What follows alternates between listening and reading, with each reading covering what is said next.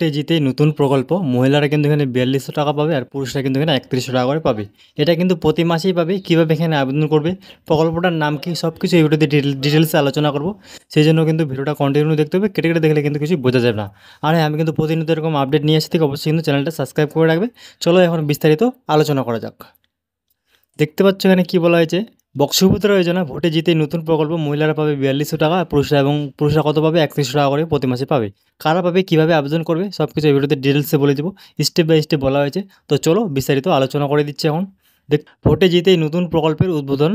সুভদ্রা যোজনা বা সুভদ্রা যোজনার প্রকল্পের মাধ্যমে এবার মাসে কত 4200 টাকা পর্যন্ত কিন্তু এখানে পাওয়া যাবে। ঠিক আছে, ছেলে হোক বা মেয়ে, স্বনির্ভর সকলেরই দরকার। আর স্বনির্ভর হতে গেলে চাই নিশ্চিত কর্মসংস্থান। ঠিক আছে, তবে বর্তমানে যা চাকরির অবস্থা তাতে চাকরি করে জীবনে প্রতিষ্ঠিত হওয়া আশাই বাইরে। ঠিক আছে, আশাটা কিন্তু বাইরে। এখন চাকরি কিন্তু খুবই পশ্চিমবঙ্গে টাফ পাওয়ার জন্য। এই পরিস্থিতিতে ক্রমেই ব্যবসার মাধ্যমে নিজেদের ক্যারিয়ার গড়ার দিকে মন দিচ্ছেন বেকার যুবক যুবতীরা। ঠিক আছে, কিন্তু ব্যবসা করতে চিন্তা একটা বিষয় নিশ্চয়ই, তা মূলধন। দেখো, যে কোনো একটা ব্যবসা করতে গেলে কিন্তু টাকা লাগবে। ঠিক আছে, তবে এবার আর কোনো কিন্তু চিন্তা নেই। ঠিক আছে, কীভাবে টাকাটা পাওয়া যাবে সব কিছু এই ভিডিওতে ডিটেলসে বলা হয়েছে। দেখেন এখানে কী বলছে, Subhadra Yojana new govt scheme for Odisha farmers. ঠিক আছে, দেখে নাও, ব্যবসা করার জন্য প্রতি মাসে 42,000 টাকা ক্যাশ ভাউচার দেবে রাজ্য সরকার। এই টাকা দিয়ে সহজেই কোনো ছোটোখাটো ব্যবসা করে নিজের পায়ে দাঁড়াতে পারবেন সুবিধাভোগীরা। ঠিক আছে, তবে সকলে নয়, কেবল রাজ্যের মহিলারাই এর আওতার কিন্তু যোগ্য। ঠিক আছে, সবাই কিন্তু এটা পাবে না। কারা পাবে, শুধু রাজ্যের মহিলারাই কিন্তু পাবে। ঠিক আছে, দেখো না, প্রকল্পের নামটা কী রয়েছে, নতুন এই গভট স্কিম বা প্রকল্পের নাম দেওয়া হয়েছে সুভদ্রা যোজনা। ঠিক আছে, গত সপ্তাহেই মিটিয়ে লোকসভা নির্বাচন, তবে সেই সঙ্গে শেষ হওয়ারও উড়িষ্যা বিধানসভায় নির্বাচনও। প্রাক্তন মুখ্যমন্ত্রী নবীন পটনায়ক সে সরিয়ে ক্ষমতায় এসেছেন বিজেপি। ঠিক আছে, নবনির্বাচিত মুখ্যমন্ত্রী হয়েছেন মোহন চরণ মাঝি। ঠিক আছে, গত বুধবার 15ই জুন মুখ্যমন্ত্রী সহ আরও 15 জন মন্ত্রী শপথ গ্রহণ করেছেন, ক্যাবিনেটের দায়িত্ব গ্রহণ করে। ঠিক আছে, তারপর কি বলেছে, সুভদ্রা যোজনা কোন রাজ্যে জনগণ পাবেন। ঠিক আছে, কোন রাজ্যে কিন্তু এটা চালু করা হয়েছে, কারা কারা এই সুবিধা পাবে সেটা একটু দেখে নেব। সুভদ্রা যোজনা, আর এরপর থেকেই উড়িষ্যা রাজ্যের জন্য একাধিক ঐতিহাসিক কর্মসূচি গ্রহণ করেছেন তারা, যার মধ্যে প্রথমেই বলা হলো সুভদ্রা যোজনার কথা। ঠিক আছে, কোনো লোন নয়, এই প্রকল্পের মাধ্যমে সরাসরি ভাতা প্রদান করা হবে মহিলাদের, যাতে তারা সহজেই ব্যবসা করে স্বনির্ভর হতে পারে। এছাড়াও আরও অনেক ধরনের প্রকল্প চালু করার ঘোষণা করেছেন বর্তমান উড়িষ্যা সরকার। ঠিক আছে, তারপর কি বলা আছে, কৃষকদের ন্যূনতম প্রকল্প। ঠিক আছে, কৃষকদের জন্য নতুন উদ্যোগ নিয়েছেন তারা।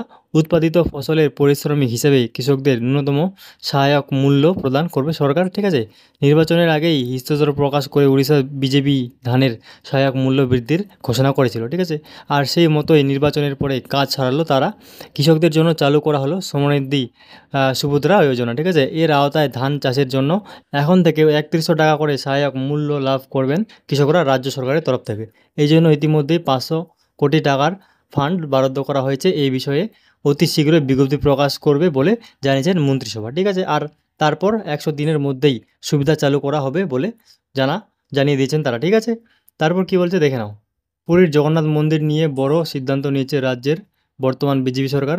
করোনার সময় থেকে মন্দিরের 4টি প্রবেশদ্বার বন্ধ করে রাখার নির্দেশ জারি করেছিল তৎকালীন রাজ্য সরকার। ঠিক আছে, এরপর করোনার প্রকোপ কমে গেলে একটি প্রবেশদ্বার খুলে দেওয়া হয়, কিন্তু বাকি 3টিকে বন্ধই রাখা হয়েছিল এদিন। ঠিক আছে, ওই নিয়ে নির্বাচনের আগেই প্রতিশ্রুতি দিয়েছিলেন বিজেপি যে তারা যদি ক্ষমতায় আসে তবে জগন্নাথ মন্দিরের 4টি মূল প্রবেশদ্বার কিন্তু তারা খুলে দেবে। ঠিক আছে, সাধারণ মানুষের জন্য।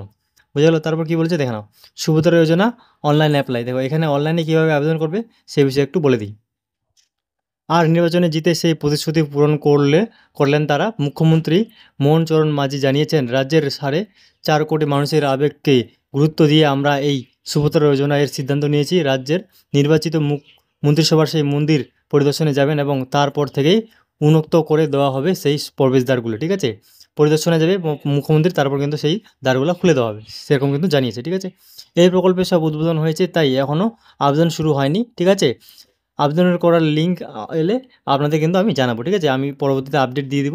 ঠিক আছে, এখনও কিন্তু এটা শুধু উদ্বোধন হয়েছে, এখনও কিন্তু অফিসিয়ালভাবে কিন্তু চালু হয়নি, বা ওয়েবসাইটে কিন্তু এখনও খোলা হয়নি। ঠিক আছে, যখনই খোলা হবে তখন কিন্তু আমি আমার চ্যানেলে দিয়ে দিব।